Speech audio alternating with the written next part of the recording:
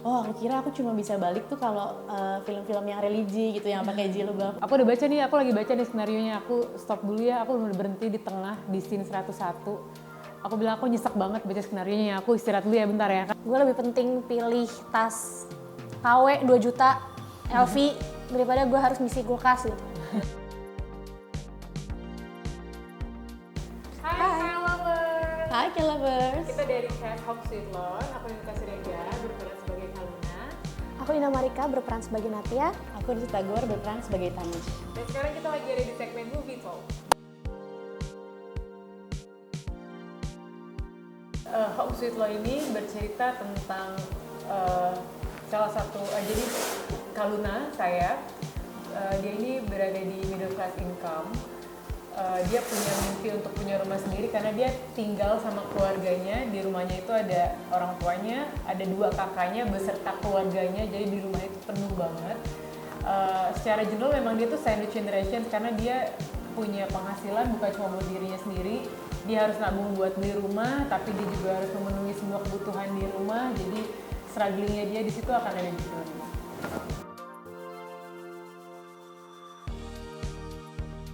Kalau aku ya yang tadi sempat kita bahas 15 tahun aku nggak syuting film. Jadi setelah film terakhir tuh ya jalannya sinetron stripping gitu kan. Jadi fokusnya sama itu. Terus setelah itu punya anak, terus lanjutnya sinetron lagi gitu kan. Jadi belum kembali sama sekali di film. Dan setelah berhenti lama, tahun lalu tuh aku berafirmasi gitu sih. Jadi kayak ngobrol kayak tahun depan kangen deh pengen syuting, tapi apa ya, biarin Allah aja deh gitu kan. Dan ternyata doanya cepet dijawab sama Allah di Januari, tiba-tiba dihubungi Visinema, ada film Home Sweet Loan ini dan aku ada peran di sini sebagai Tanis gitu. Tadinya aku mikir kayak, oh aku kira aku cuma bisa balik tuh kalau film-film yang religi gitu yang pakai jilbab. Oh tapi ternyata enggak, ternyata bisa balik lagi ke Visinema karena memang sebelumnya aku sempat ada satu project sama Mas Angga juga gitu.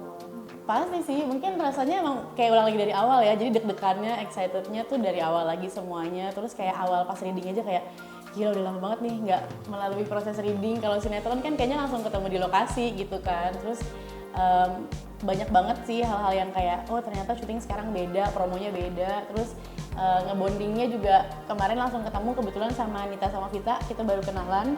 Dan alhamdulillahnya kami bisa cepet sih bisa ngebonding karena jadi sahabatan gitu. Kalau aku pas pertama kali ditawarin, aku dikasih tahu ini dari novel, aku dikasih novelnya, aku dikasih skenarionya, terus diskusi sama direkturnya, Kak Sabrina. Aku sempet bilang sama Kasab kayak, Kak, aku udah baca nih, aku lagi baca nih skenarionya, aku stop dulu ya, aku berhenti di tengah di scene 101. Aku bilang aku nyesek banget baca skenarionya, aku istirahat dulu ya bentar ya, karena pas aku baca kayak, ini orang kok hidupnya pelik banget, tapi kok relate banget ya sama kehidupan saya gitu loh, dan ini kayaknya merepresentasikan banyak banget perasaan orang gitu. Jadi kayak bentar ya Kak gitu, akhirnya aku take a break dulu, baru abis itu aku lanjut lagi. Jadi ketika aku kayak wow dari skenarionya aja bisa maksudnya bisa ngobrak-ngabrik perasaan gitu, gimana nanti kok divisualisasikan, itu salah satu pertimbangan aku sih. Jadi kayak menurut aku ceritanya ini udah kuat gitu loh, jadi kita sebagai aktor juga ya melengkapi perpaduan si skenario ini sih. Jadi ketika ditawarin sama Visinema, aku udah langsung pas baca skenarionya juga ini bagus banget, oke yuk. Setuju sih, kayak pas pertama kali tawarin itu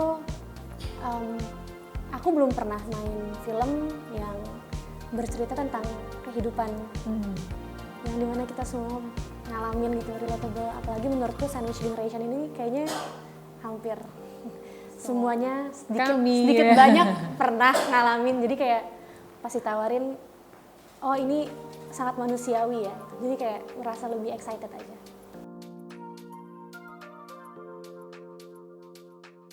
Oh kalau riset sih ya jelas, hanya berkaca nggak deh, ya berkaca salah satunya, tapi maksudnya kayak ngambil cerita kayak di sekeliling aku benar-benar hampir semuanya sih, di sekeliling aku tuh rata-rata sandwich generations gitu, jadi ngambil risetnya juga nggak susah. Terus kita juga ngobrol sama Kak Sabrina, dan kalau misalnya aku sendiri specifically karena jadi Kaluna yang tiap hari harus commute dengan transportasi umum, aku harus riset juga ke lapangan gimana kondisi rush hour tuh gimana naik transportasi umum, gimana kondisi KRL, gimana kondisi stasiun, halte dan segala macam aku riset juga.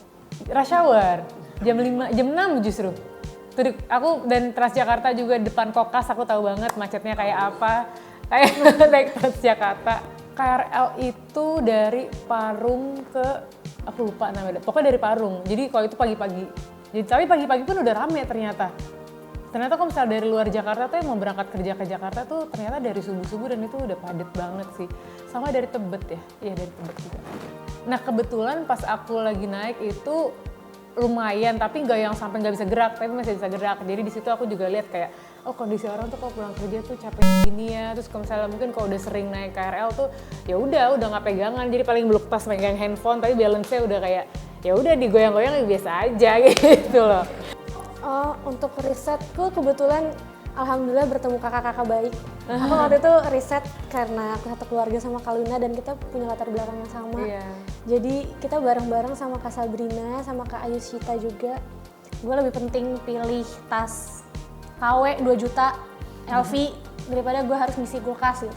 Oke, kalau buat Tani sendiri sih karena aku ada di plot sahabatan kan sama Aluna, sama Dirbi sebagai Danan, terus Vita Anggrini sebagai Mia. Jadi kita sempat pas reading pertama, kita jalan ke belakang kantor ada warteg.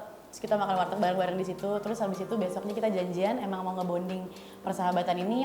Kita naik MRT sampai ke Blok M, kita nonton, kita makan. Kita makan di Goldfish, kita foto box di situ bareng-bareng gitu. Jadi ya itu buat ngebonding persahabatannya saat itu. Karena memang kebiasaannya si 30 Under Pressure ini, nama grupnya ini berempat. Kan ngumpul di kantor tuh kalau udah break tuh makannya 2 warteg gitu. Jadi kita kayak suka ya udah kita cari warteg yuk. Kalau di kantor kan pasti ketemunya kalau nggak makan siang, kalau nggak pulang kantor, kalau nggak ya pas kita libur mau cari rumah gitu kan.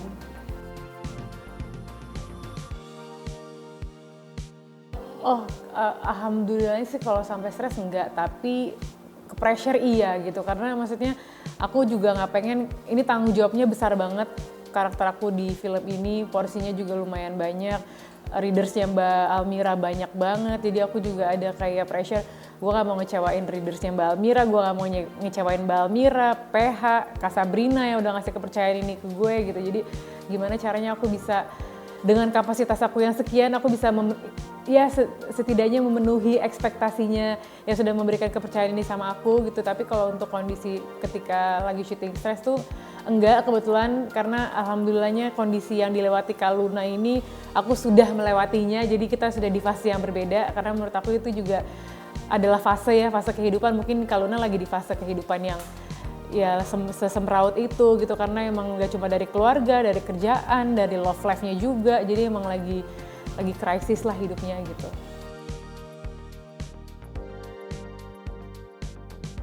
Wah kayaknya bukan kita aja ya, kayaknya sampai lucu, kayak komen-komen aja gitu ya, di trailer lucu banget, kayak aku kira trailer film ternyata kisah hidupku.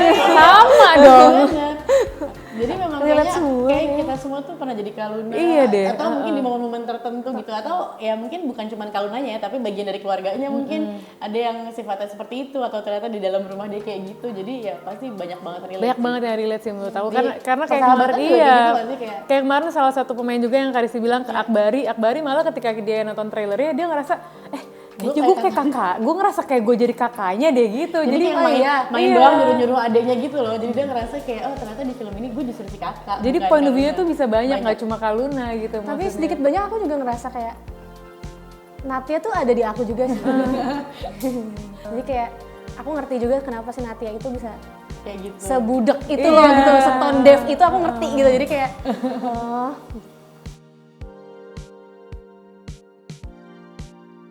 pembelajaran luar biasanya kayak yang dilihat di trailernya juga gitu, maksudnya bisa Kak Luna yang akhirnya bisa speak up untuk yang enggak gitu loh. Itu kan kesalahan lo, kenapa harus gue juga yang nanggung gitu. Kadang kan kita sebagai anak tuh kayak suka nggak enak, nggak bantu keluarga, kayaknya salah gitu, padahal nggak apa-apa. Menurut aku itu pembelajaran yang lumayan berpengaruh ya untuk bisa bilang enggak gitu.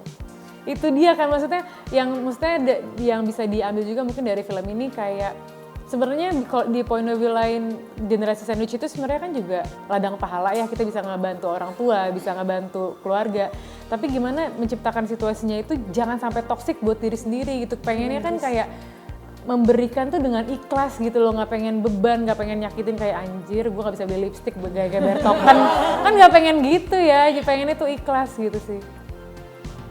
Oke, ya kalau aku sih menanggapi sandwich generation tuh kayak bahasa baru sekarang aja sih, tapi sebenarnya itu kan kayak situasi yang dari atas-atas kita, dari orang tua kita juga ngelaluin, dimana itu antara nasib sama anugerah gitu ya, jadi kayak nggak bisa milih kalau memang kita seberuntung itu, atau kita punya uang lebih, pasti ngebantu siapa aja ringan banget, tapi kalau di posisi Kak Luna atau yang entah pas atau kurang ya pasti akan jadi beban gitu kan, dan memang kalau pembelajaran dari nonton ini, aku jujur ngelihat Kak Luna, dia self control banget sama dirinya. Jadi dia kayak membuat perhitungan keuangan dia, dan Kak Luna punya mimpi gitu. Jadi kayak yang gak ada yang gak mungkin. Kepengennya ya situasi sandwich generation ini pengen diikhtiarkan untuk tidak berlanjut gitu ya ke anak-anak. Meskipun itu gak ada yang tahu, itu kan takdir ya. Bisa jadi aku udah nabung-nabung, tiba-tiba gimana kan sering banget tuh kejadian kayak gitu.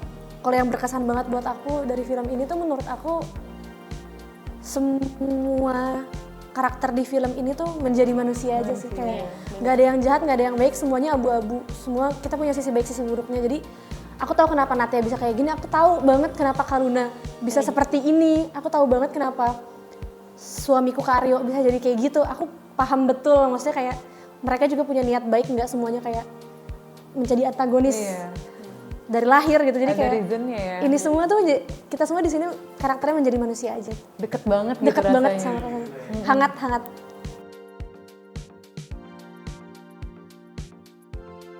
Itu selalu part paling merinding sih buat aku ya, kayak enggak loh, mimpi tuh kita bebas buat mimpi, jadi apa aja mimpi tuh gratis, dan itu hal paling simpel yang bisa kita lakuin gitu. Dan jadi kalau tanya setuju apa enggak sih, aku nggak setuju.